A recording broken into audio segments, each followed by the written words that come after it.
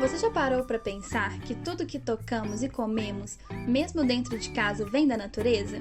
Que tal investigar do que são feitas e de onde vêm todas essas coisas? Com isso, podemos construir grandes mapas. Para a atividade Como a Natureza Veio Parar Aqui, você vai precisar de lápis de cor, canetas, papel e muita curiosidade. Crie uma lista incluindo tudo que você usou no dia de hoje. O que comeu pela manhã? O que vestiu? Com o que brincou? Que livro você leu? O que usou durante o banho?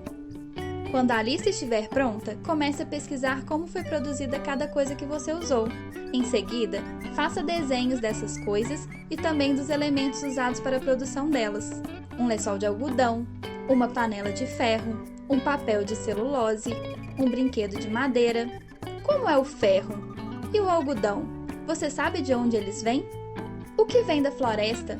Ou da montanha? E o que cresceu no jardim ou no quintal? O que nasce aqui pertinho e o que vem de bem longe?